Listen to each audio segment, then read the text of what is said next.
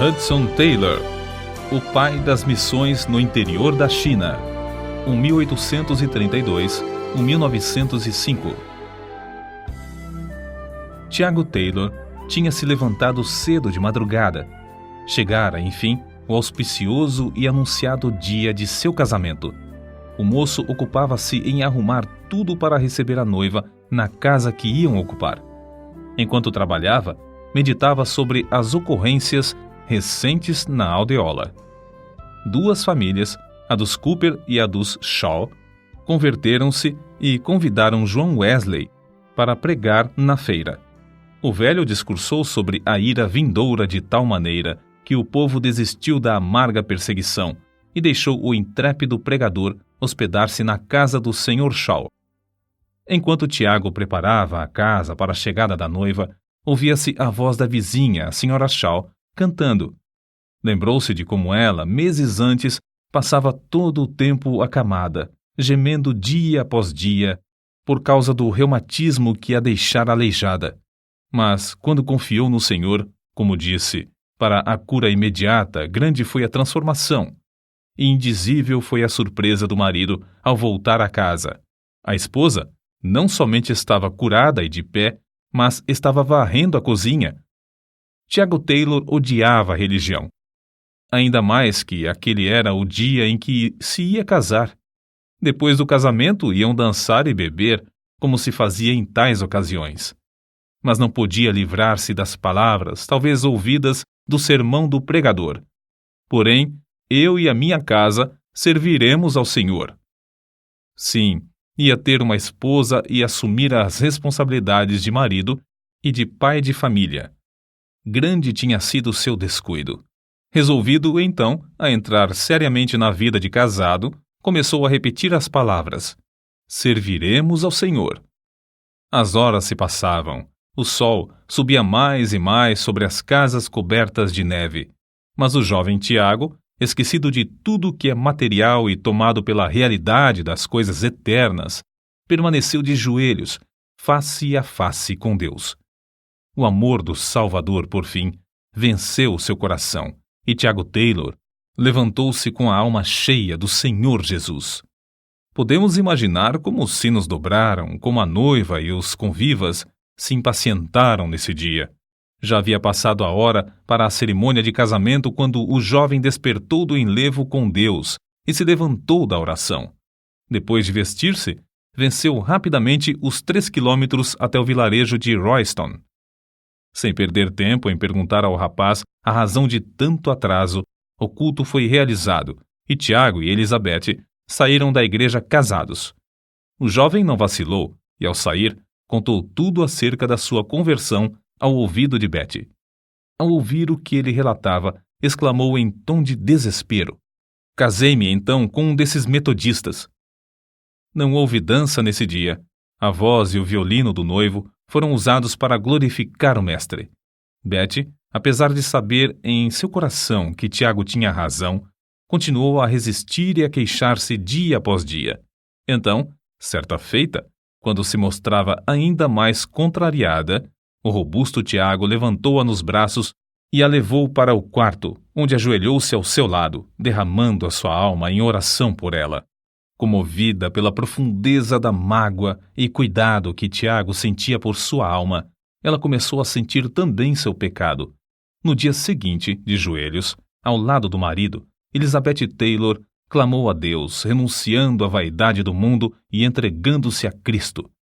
É assim, com os bisavós, que começa a verdadeira biografia do herói da fé, Hudson Taylor. Os avós e os pais, por sua vez, criaram seus filhos no mesmo temor de Deus. Num memorável dia, antes do nascimento de Hudson, o primogênito da família, o pai procurou a sua esposa para conversar sobre uma passagem das Escrituras que o impressionava profundamente. Na sua Bíblia, leu para ela uma parte dos capítulos 13 de Êxodo e 3 de Números. Santifica-me todo o primogênito, todo o primogênito meu é, meus serão, apartarás para o Senhor. Os dois conversaram muito tempo sobre o gozo que esperavam ter. Então, de joelhos, entregaram seu primogênito ao Senhor, pedindo que, desde já, ele o separasse para a sua obra. Tiago Taylor, o pai de Hudson, não somente orava fervorosamente por seus 5 filhos, mas ensinou-os a pedirem detalhadamente a Deus todas as coisas. Ajoelhados diariamente ao lado da cama, o pai colocava o braço ao redor de cada um enquanto orava insistentemente por eles. Desejava que cada membro da família passasse ao menos meia hora todos os dias perante Deus, renovando a alma por meio de oração e estudo das Escrituras. A porta fechada do quarto da sua mãe, diariamente ao meio-dia, apesar das suas constantes e inumeráveis obrigações, tinha também grande influência sobre todos, pois sabiam que ela, assim, se prostrava perante Deus para renovar suas forças e para que o próximo se sentisse atraído ao amigo invisível que habitava nela. Não é de admirar, portanto, que ao crescer, Hudson se consagrasse inteiramente a Deus. O grande segredo do seu incrível êxito é que em tudo que carecia, no sentido espiritual ou material, recorria a Deus e recebia dos tesouros infinitos. Contudo, não devemos julgar que a mocidade de Hudson Taylor fosse isenta de grandes lutas. Como acontece com muitos, o moço chegou à idade de 17 anos sem reconhecer a Cristo como seu Salvador. Acerca disso, ele escreveu mais tarde: "Pode ser coisa estranha, mas sou grato pelo tempo que passei no ceticismo. O absurdo de crentes que professam crer na Bíblia, enquanto se comportam justamente como se não existisse tal livro, era um dos maiores argumentos dos meus companheiros céticos. Frequentemente afirmava que, se eu aceitasse a Bíblia, ao menos faria tudo para seguir o que ela ensina, e, no caso de achar que tal coisa não era prática, lançaria tudo fora. Foi essa a minha resolução quando o Senhor me salvou. Acho que, desde então, realmente provei a palavra de Deus. Certamente nunca me arrependi de confiar nas suas promessas ou de seguir a sua direção. Quero relatar então como Deus respondeu às orações da minha mãe e da minha querida irmã por minha conversão. Certo dia, para mim inesquecível, para me divertir, escolhi um tratado na biblioteca de meu pai. Pensei em ler o começo da história e não ler a exortação do fim. Eu não sabia o que acontecia ao mesmo tempo no coração da minha querida mãe, que estava a mais de 100 quilômetros de casa. Ela levantara-se da mesa anelando a salvação de seu filho. Estando longe da família e livre da lida doméstica, entrou no seu quarto resolvida a não sair antes de receber a resposta às suas orações. Orou hora após hora, até que, por fim, só podia louvar a Deus. O Espírito Santo revelou-lhe que o filho por quem orava já se havia convertido. Eu, como já mencionei, fui dirigido ao mesmo tempo a ler o tratado. Fui atraído pelas palavras "a obra consumada". Perguntei-me a mim mesmo: por que o escritor não escreveu "a obra propiciatória"? Qual é a obra consumada? Então, vi que a propiciação de Cristo era plena e perfeita. Toda a dívida de nossos pecados ficou paga, e não restava coisa alguma que eu fizesse. Então, raiou em mim a gloriosa convicção. Fui iluminado pelo Espírito Santo para reconhecer que eu somente precisava prostrar-me e, aceitando ao Salvador e a sua salvação, louvá-lo para todo sempre. Assim, enquanto a minha querida mãe, no seu quarto, de joelhos, estava louvando a Deus, eu também louvava a Deus na biblioteca de meu pai, onde entrara para ler o livrinho. Foi assim que Hudson Taylor aceitou para a sua própria vida a obra propiciatória de Cristo, um ato que transformou todo o resto da sua vida. Acerca da sua consagração, ele escreveu: "Lembro-me bem da ocasião quando, com gozo no coração, derramei a alma perante Deus repentinamente, confessando-me grato e cheio de amor, porque Ele tinha feito tudo, salvando-me quando eu não tinha mais esperança, nem queria salvação. Supliquei-lhe que me concedesse uma obra para fazer. Algo que envolvesse abnegação, fosse o que fosse. Algo para agradar a quem fizera tanto para mim. Lembro-me de como, sem reserva, consagrei tudo, colocando a minha própria pessoa, a minha vida, os amigos, tudo sobre o altar. Com a certeza de que a oferta for aceita, a presença de Deus se tornou verdadeiramente real e preciosa. Prostrei-me em terra perante ele, humilhado e cheio de indizível gozo. Para que serviço fora aceito, eu não sabia, mas fui possuído de uma certeza tão profunda de não pertencer mais a mim mesmo, que esse entendimento dominou depois toda a minha vida. O moço que entrou no quarto para estar sozinho com Deus nesse dia não era o mesmo quando dali saiu. Um alvo e um poder se apossaram dele.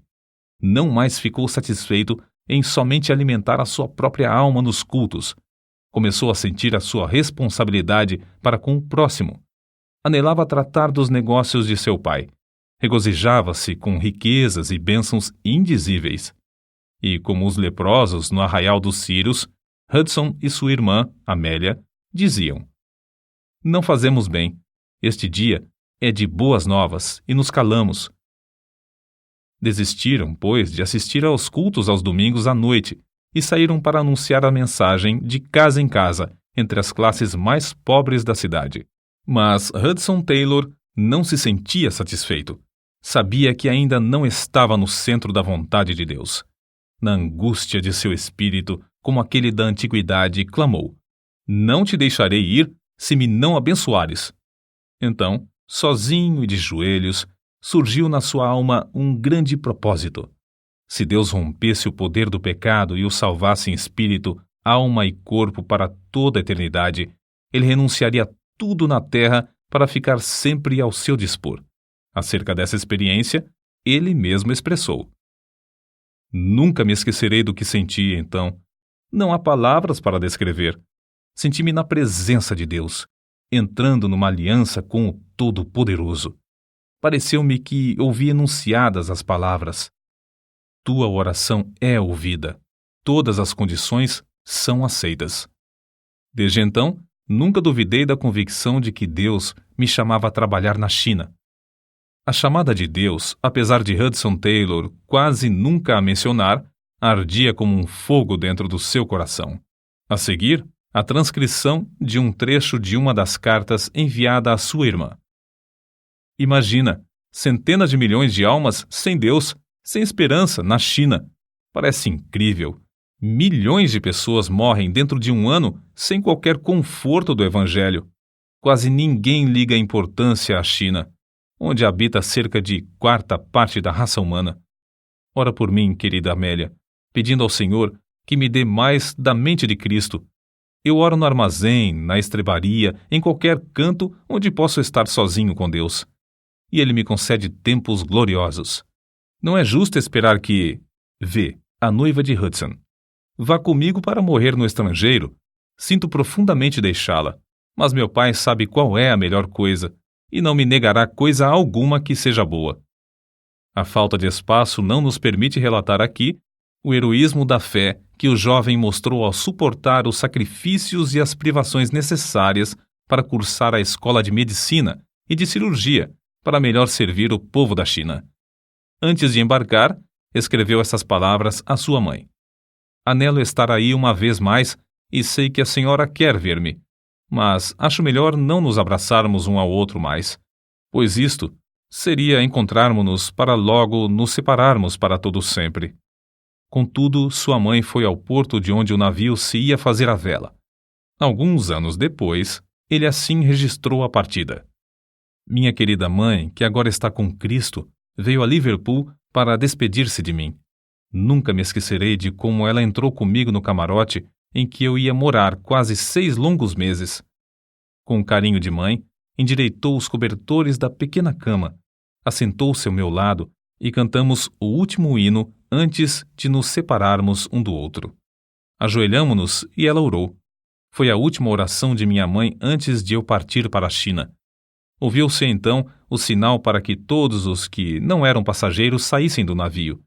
Despedimo-nos um do outro, sem a esperança de nos encontrarmos outra vez.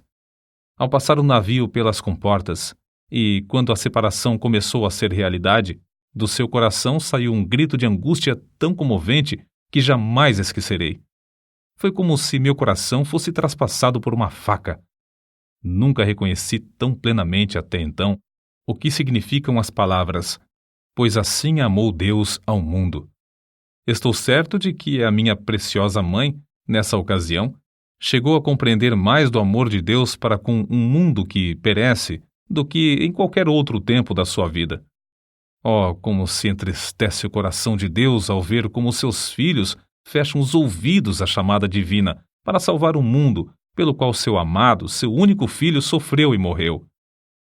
Os passageiros de navios modernos conhecem muito pouco do incômodo de viajar em navio à vela.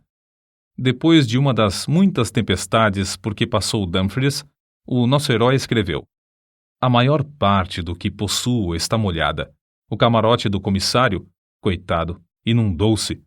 Somente pelas orações e grandes esforços de todos a bordo é que conseguiram salvar as próprias vidas quando o navio, levado por grande temporal, estava prestes a naufragar nas pedras da praia de Gales. A viagem que esperavam realizar em 40 dias levou 5 meses e meio. Somente em 1º de março de 1854, Hudson Taylor, com a idade de 21 anos, conseguiu desembarcar em Xangai, quando então ele escreveu estas impressões. Não posso descrever o que sentia ao pisar em terra. Parecia-me que o coração ia estourar. As lágrimas de gratidão e gozo corriam-me pelas faces.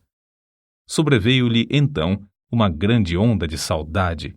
Não havia amigos, nem conhecidos, nem qualquer pessoa em todo o país para saudá-lo bem-vindo, nem mesmo alguém que conhecesse o seu nome. Nesse tempo, a China era terra incógnita, a não ser os 5 portos no litoral, abertos à residência de estrangeiros. Foi na casa de um missionário em Xangai, um dos 5 portos, que o moço achou hospedagem. A vitória em todas as provações nesse tempo devia-se à característica mais saliente de Hudson Taylor, talvez a de nunca ficar parado na sua obra, fosse qual fosse o contratempo. Durante os primeiros 3 meses na China, distribuiu 1.800 novos testamentos e evangelhos e mais de 2.000 livros. Durante o ano de 1855, fez 8 viagens. Uma de 300 quilômetros, subindo o rio Yangtze. Em outra viagem, visitou 51 cidades onde nunca antes se ouvira a mensagem do Evangelho. Nessas viagens, foi sempre prevenido do perigo que corria a sua vida entre um povo que nunca tinha visto estrangeiros. Para ganhar mais almas para Cristo, apesar da censura dos demais missionários, adotou o hábito de vestir-se como os chineses. Rapou a cabeça na frente, deixando o resto dos cabelos a formar trança comprida. A calça, que tinha mais de meio metro de folga, ele a segurava conforme o costume, com um cinto. As meias eram de chita branca, o calçado de cetim. O manto, pendendo dos ombros, sobressaía-lhe a ponta dos dedos das mãos mais que 70 centímetros. Mas uma das cruzes mais pesadas que o nosso herói teve de levar foi a falta de dinheiro, quando a missão que o enviara se achava sem recursos. Em 20 de janeiro de 1858, Hudson Taylor casou-se com Maria Dyer, uma missionária de talento na China. Desse enlace, nasceram 5 filhos.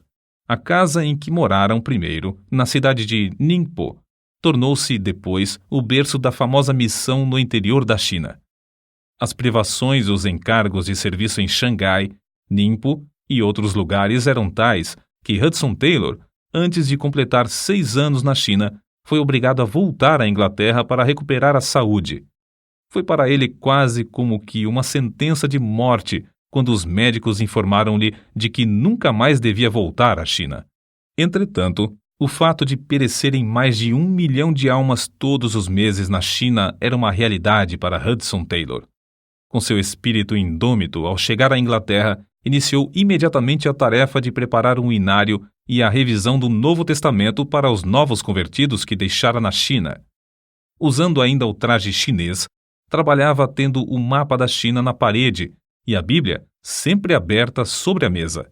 Depois de alimentar-se e fartar-se da palavra de Deus, fitava o mapa, lembrando-se dos que não tinham tais riquezas.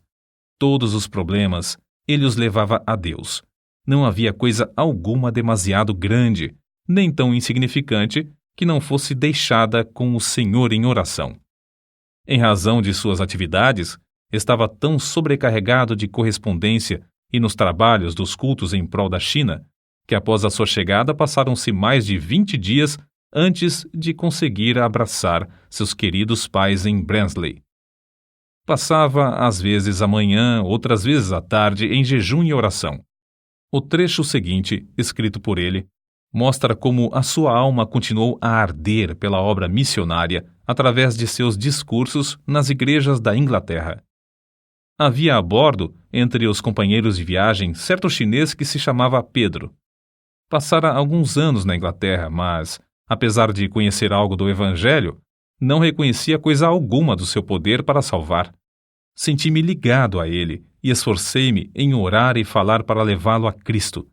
Mas quando o navio se aproximava de Sunkyang e eu me preparava para ir à terra pregar e distribuir tratados, ouvi o grito de um homem que caíra na água. Fui ao convés com os outros e Pedro tinha desaparecido. Imediatamente arriamos as velas, mas a correnteza da maré era tal que não tínhamos a certeza do lugar onde o homem caíra. Vi alguns pescadores próximos que usavam uma rede varredora. Angustiado, clamei: "Venham passar a rede aqui, pois um homem está morrendo afogado." "Veb bin", foi a resposta inesperada. Isto é, não é conveniente. Não falem se é ou não conveniente. Venham depressa antes que o homem pereça. Estamos pescando. Eu sei, mas venham imediatamente e pagarei bem. Quanto nos quer dar? $5, mas não fiquem conversando. Salvem o homem sem demora. $5 não basta, responderam eles. Não faremos por menos de $30. Mas não tenho tanto, darei tudo o que eu tenho. Quanto tem o senhor?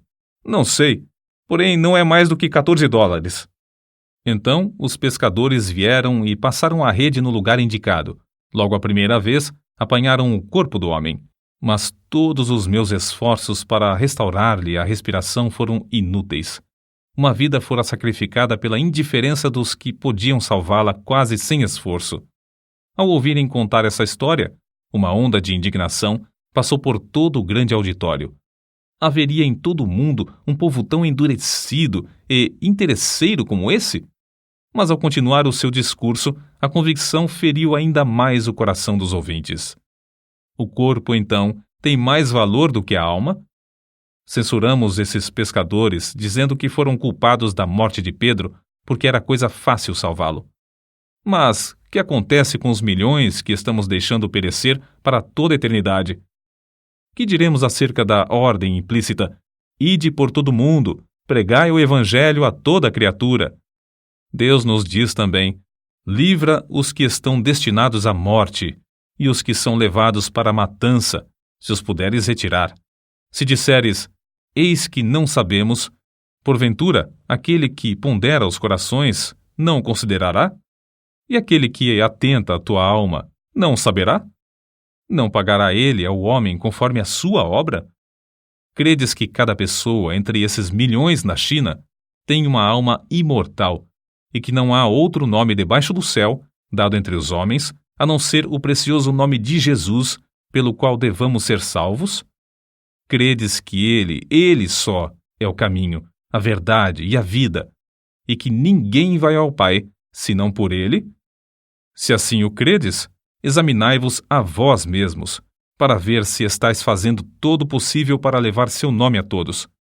Ninguém deve dizer que não é chamado para ir à China. Ao enfrentar tais fatos, todas as pessoas precisam saber se têm uma chamada para ficar em casa. Amigo, se não tens certeza de uma chamada para continuar onde estás, como podes desobedecer à clara ordem do Salvador para ir? Se estás certo, contudo, de estares no lugar onde Cristo quer, não por causa do conforto ou dos cuidados da vida, então estás tu orando como convém em favor dos milhões de perdidos da China? Estás tu usando teus recursos para a salvação deles? Certo dia, não muito depois de haver regressado à Inglaterra, Hudson Taylor veio a saber que o número de missionários evangélicos na China diminuíra em vez de aumentar. Apesar de a metade da população pagã estar na China, o número de missionários, durante o ano, tinha diminuído de 115 para somente 91. Começaram a soar aos ouvidos do missionário estas palavras: quando eu disser ao ímpio, certamente morrerás, não avisando tu, não falando para avisar o ímpio acerca do seu caminho ímpio para salvar a sua vida, aquele ímpio morrerá na sua maldade, mas o seu sangue da tua mão o requererei. Era um domingo, 25 de junho de 1865, pela manhã. Hudson Taylor, cansado e doente, estava com alguns amigos em Brighton, à beira-mar. Mas, não podendo suportar mais o regozijo da multidão na casa de Deus, retirou-se para andar sozinho nas areias da maré vazante. Tudo em redor era paz e bonança, mas na alma do missionário rugia uma tempestade. Por fim, com alívio indizível, clamou: Tu, Senhor, tu podes assumir todo o encargo. Com tua chamada, e como teu servo, avançarei, deixando tudo nas tuas mãos.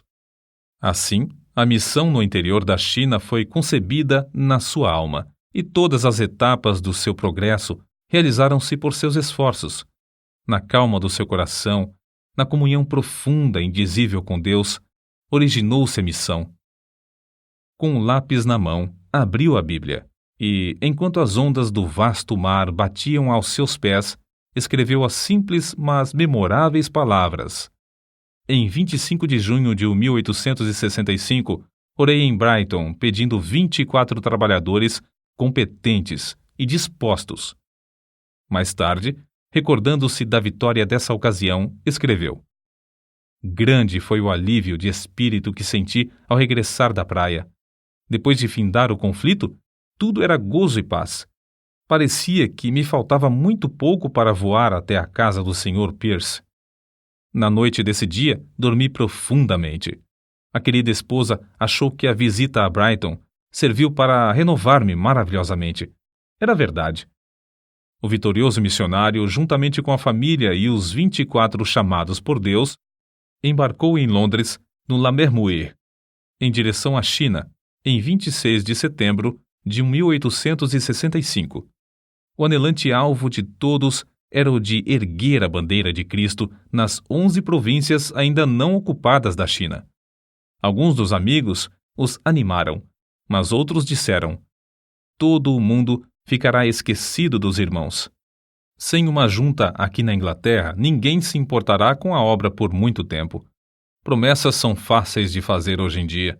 Dentro de pouco tempo, não terão o pão cotidiano. A viagem levou mais de 4 meses. Acerca de uma das tempestades, um dos missionários escreveu: durante todo o temporal, o Sr. Taylor se comportou com a maior calma. Por fim, os marinheiros recusaram-se a trabalhar. O comandante aconselhou todos a bordo a amarrarem os cintos de salvação, dizendo que o navio não resistiria à força das ondas mais que 2 horas. Nessa altura, o comandante avançou na direção dos marinheiros com um revólver na mão.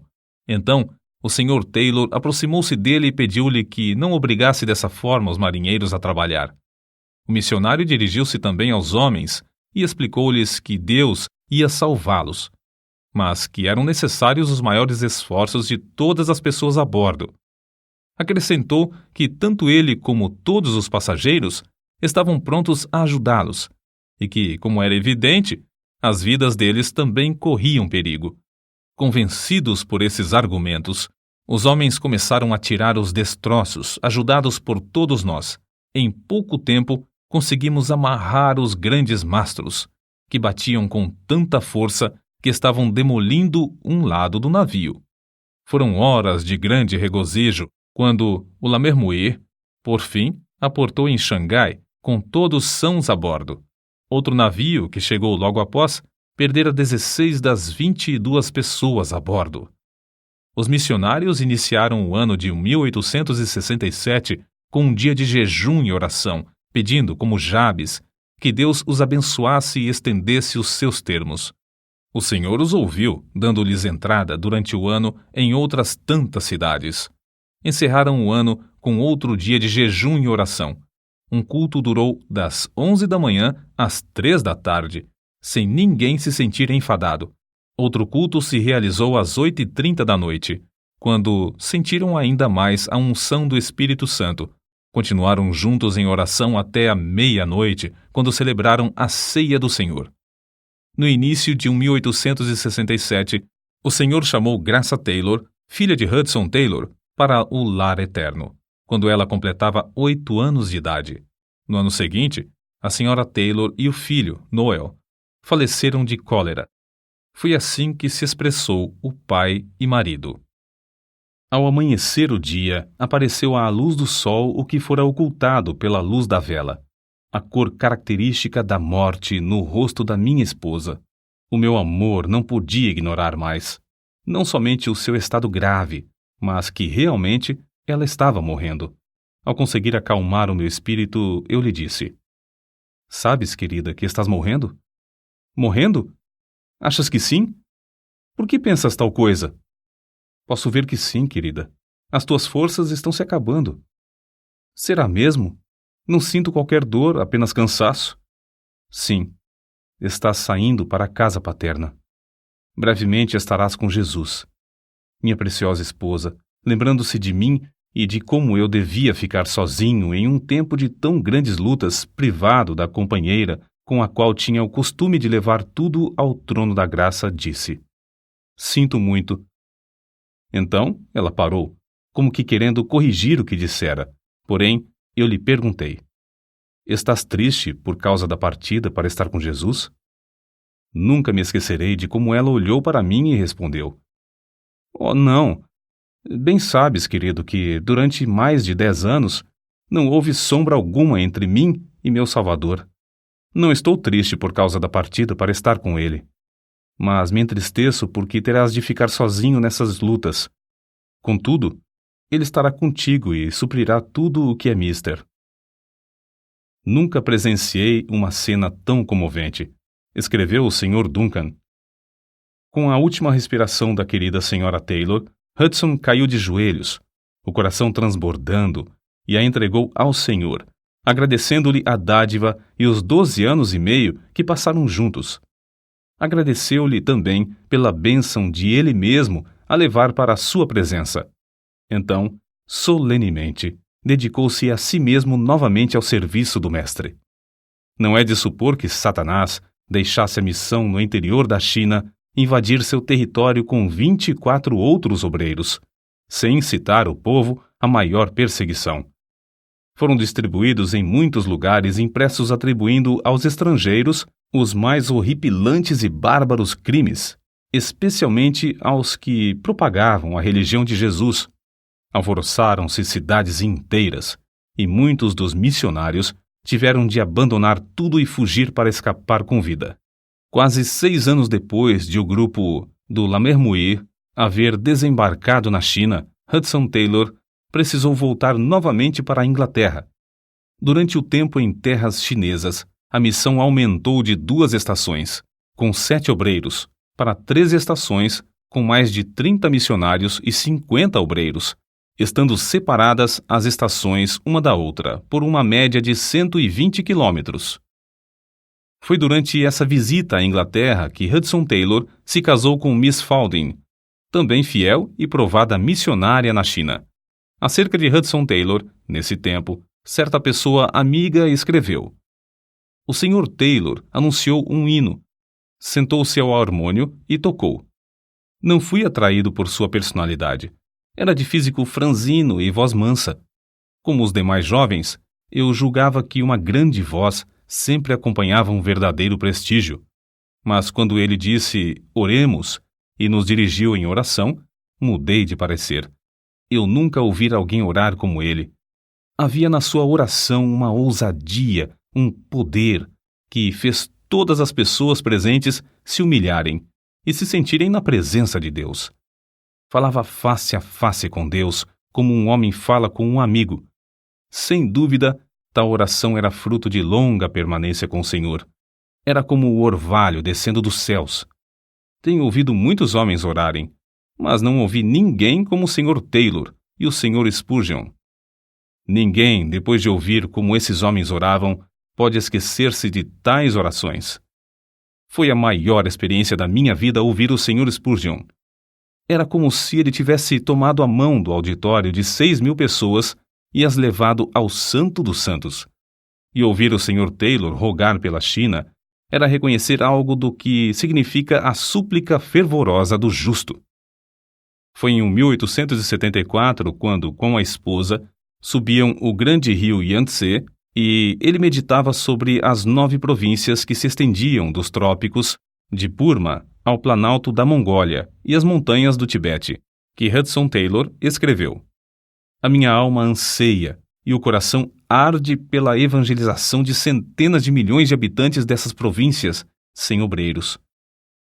Oh, se eu tivesse 100 vidas a dar ou gastar por eles! Mas, no meio da viagem, receberam notícias da morte da fiel missionária Amelia Bletchley, na Inglaterra. Ela não somente cuidava dos filhos do Sr. Taylor, mas também servia como secretária da missão. Grande foi a tristeza de Hudson Taylor ao chegar à Inglaterra e achar não somente os seus queridos filhos separados e espalhados, mas a obra da missão quase paralisada. Mas isso não foi ainda a sua maior tristeza. Na sua viagem pelo rio Yangtze, o Sr. Taylor, ao descer a escada do navio, sofreu uma grande queda. Caiu sobre os calcanhares de tal maneira que o choque ofendeu a espinha dorsal. Depois que chegou à Inglaterra, o incômodo da queda agravou-se até ele ficar acamado. Sobreveio-lhe, então, a maior crise da sua vida, justamente quando havia maior necessidade de seus esforços. Completamente paralítico das pernas, tinha de passar todo o tempo deitado de costas. Uma pequena cama era a sua prisão. É melhor dizer que era a sua oportunidade. Ao pé da cama, na parede, estava fixado um mapa da China, e ao redor dele, de dia e de noite, estava a presença divina. Aí, de costas, mês após mês, permaneceu nosso herói, rogando e suplicando ao Senhor em favor da China. Foi-lhe concedida a fé para pedir que Deus enviasse 18 missionários. Em resposta aos seus apelos para a oração, escritos com a maior dificuldade e publicados no jornal, 60 moços responderam de uma vez. Dentre eles, 24 foram escolhidos. Ali, ao lado do leito, ele iniciou aulas para os futuros missionários e ensinou-lhes as primeiras lições da língua chinesa. E o Senhor os enviou para a China. Lê-se o seguinte acerca de como o missionário, com o corpo inutilizado nesse tempo, ficou bom. Ele foi tão maravilhosamente curado em resposta à oração que podia cumprir com um incrível número de suas obrigações. Passou quase todo o tempo das férias em Guernsey, escrevendo. Durante os 15 dias que passou ali, apesar de desejar compartilhar da delícia da linda praia com seus filhos, saiu com eles apenas uma vez. Mas as cartas que enviou para a China e outros lugares valiam mais do que ouro. Acerca de uma visita que lhe fez na China, certo missionário assim escreveu: Nunca me esquecerei do gozo e da amável maneira com que me saudou. Convidou-me logo para o escritório da missão no interior da China.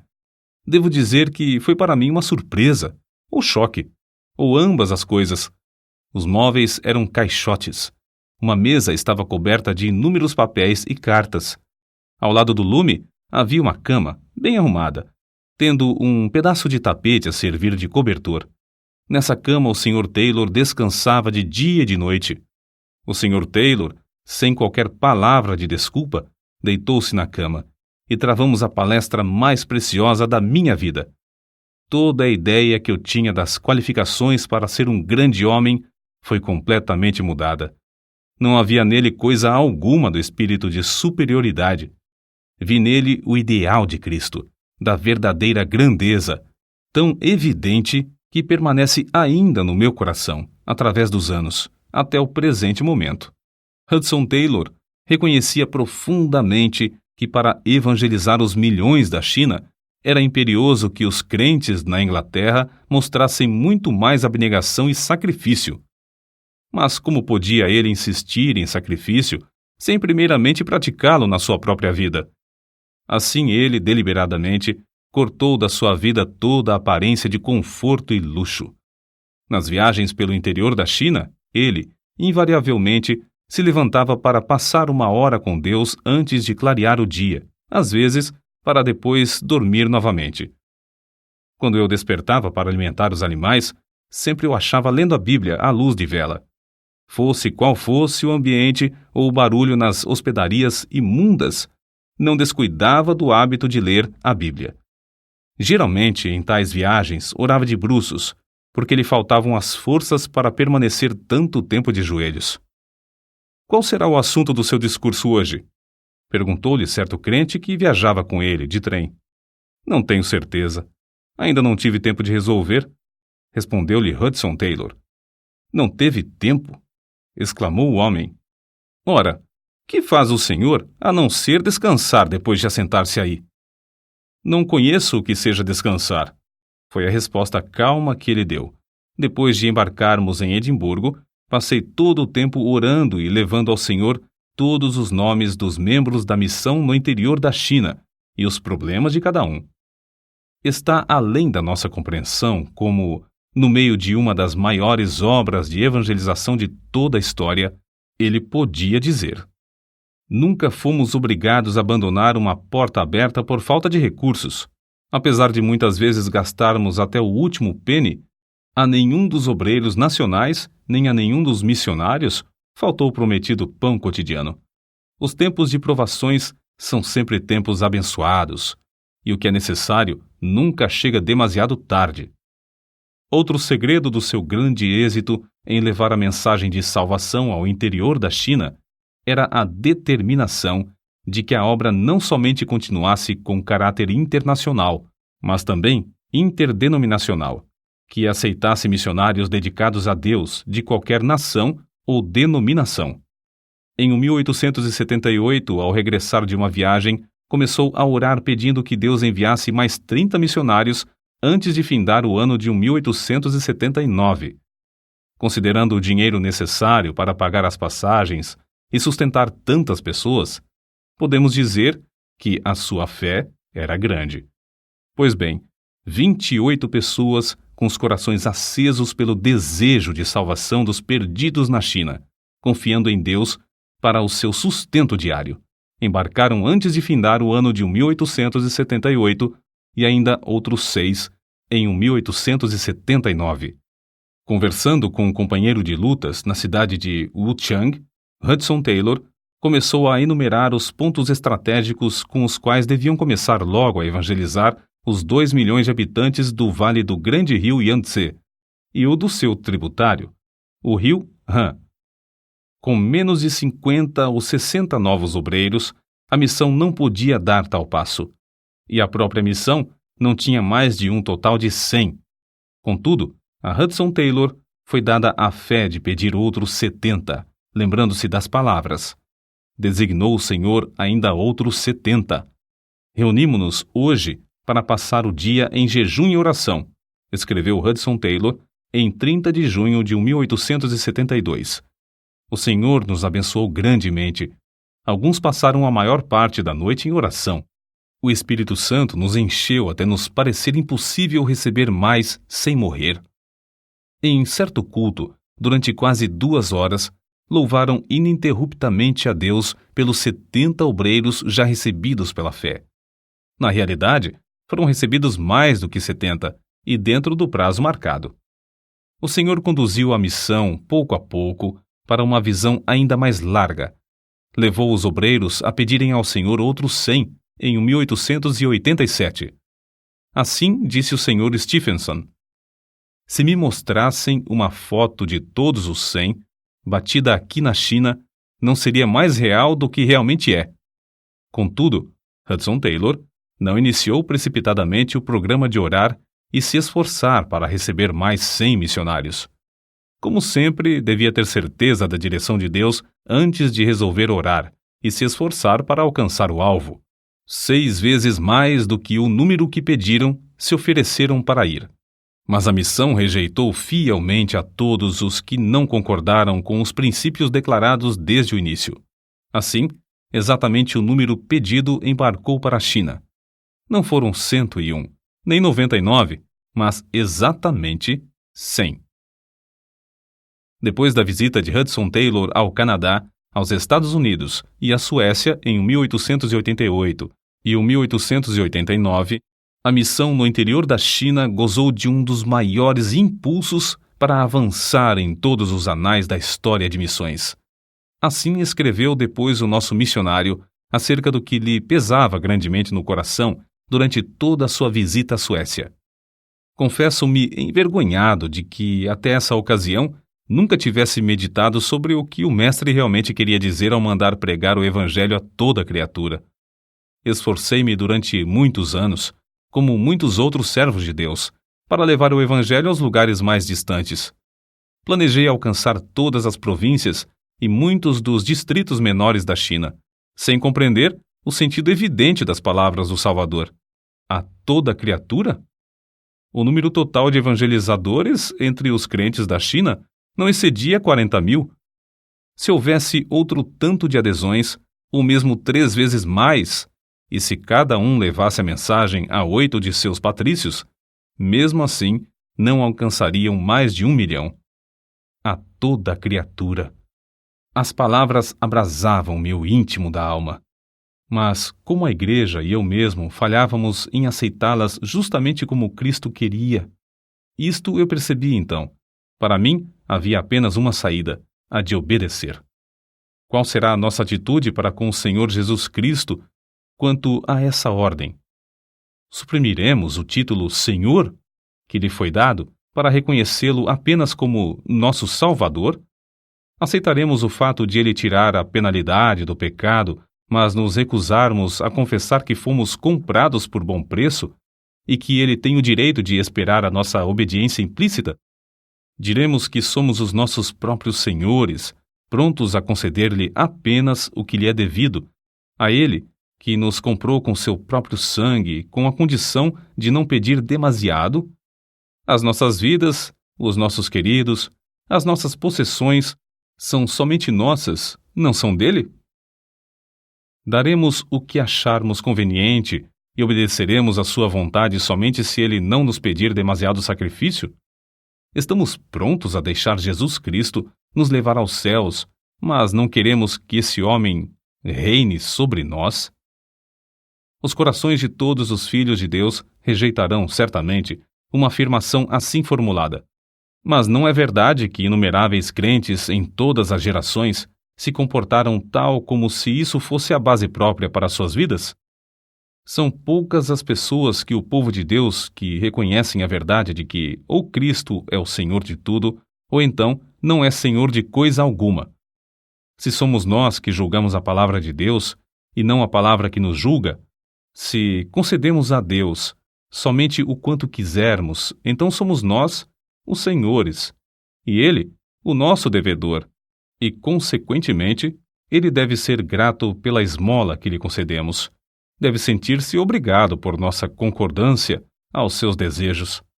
Se, ao contrário, Ele é Senhor, então tratemo-lo como Senhor. E por que me chamais Senhor, Senhor, e não fazeis o que eu digo?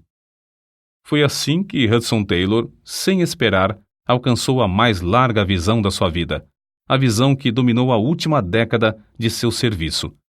Com os cabelos já grisalhos, após 57 anos de experiência, enfrentou um novo sentido de responsabilidade com a mesma fé e confiança que o caracterizavam quando era mais novo.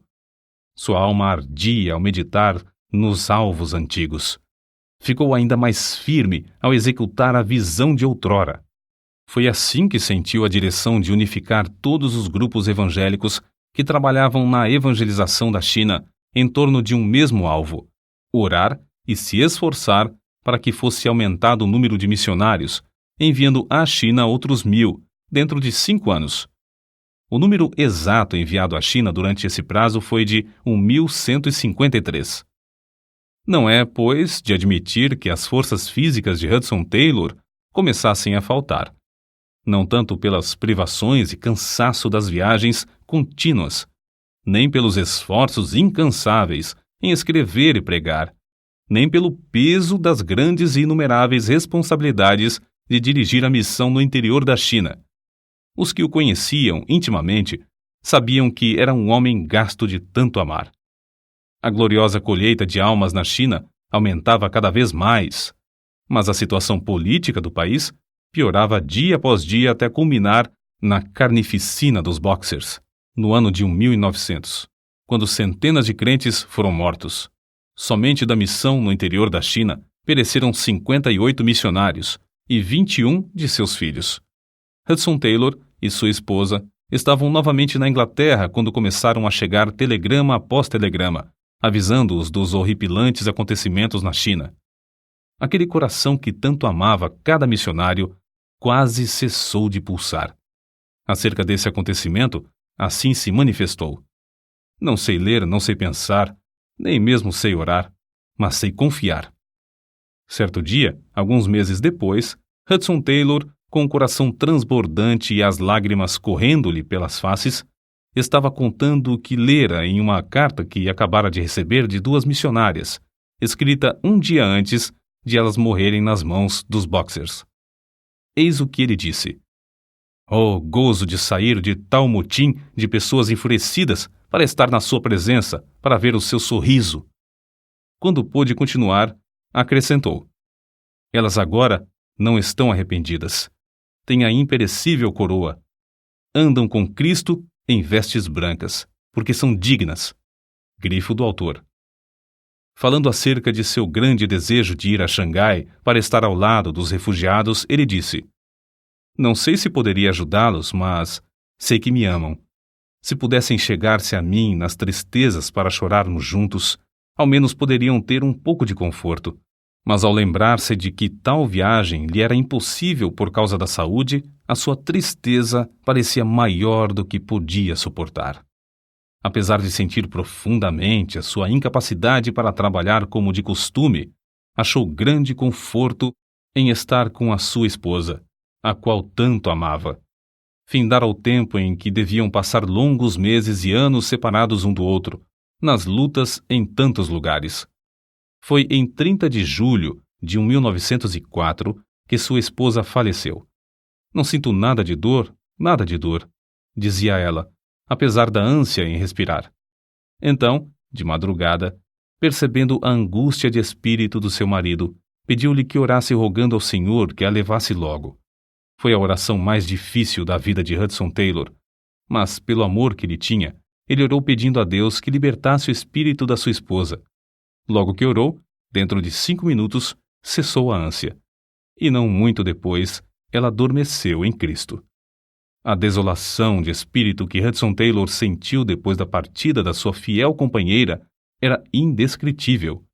Todavia, achou indizível paz nesta promessa. "A minha graça te basta."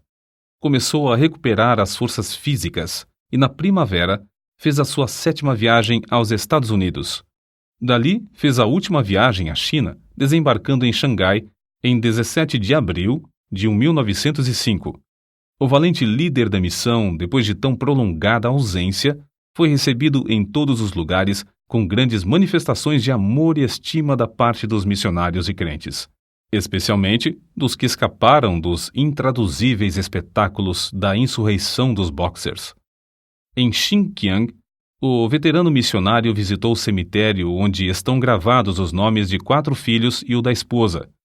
As recordações eram motivo de grande gozo, isto é, o dia da grande reunião se aproximava. No meio da viagem, quando visitava as igrejas na China, sem ninguém esperar, nem ele mesmo, findou a sua carreira na terra. Seu passatempo aconteceu na cidade de Changsha, em 3 de junho de 1905. Sua nora contou o seguinte sobre o ocorrido: "O querido papai estava deitado. Como sempre gostava de fazer, tirou as cartas dos queridos da sua carteira e as estendeu sobre a cama. Baixou-se para ler uma das cartas, perto do candeeiro aceso, colocado na cadeira ao lado do leito. Para que ele não se sentisse demasiadamente incomodado, puxei outro travesseiro e o coloquei por baixo da sua cabeça, e assentei-me numa cadeira ao seu lado. Mencionei as fotografias da revista Missionary Review, que estava aberta sobre a cama. Howard tinha saído para ir buscar algo para comer, quando papai, de repente, virou a cabeça e abriu a boca como se quisesse espirrar. Abriu a boca a segunda e a terceira vez. Não clamou, não pronunciou qualquer palavra, não mostrou qualquer dificuldade para respirar, nada de ânsia. Não olhou para mim e não parecia cônscio. Não era a morte, era a entrada na vida imortal. Seu semblante era de descanso e sossego. Os vincos do rosto feitos pelo peso da luta de longos anos pareciam haver desaparecido em poucos momentos. Parecia dormir como criança no colo da mãe. O próprio quarto parecia cheio de indizível paz. Na cidade de Xinjiang, à beira do grande rio que tem a largura de mais de 2 quilômetros, foi enterrado o corpo de Hudson Taylor. Muitas foram as cartas de condolências recebidas de fiéis filhos de Deus do mundo inteiro. Emocionantes foram os cultos celebrados em vários países em sua memória. Impressionantes foram os artigos e livros impressos acerca das suas vitórias na obra de Deus. Mas as vozes mais destacadas, as que Hudson Taylor mais apreciaria, se pudesse ouvi-las, eram as das muitas crianças chinesas que, cantando louvores a Deus, deitaram flores sobre o seu túmulo.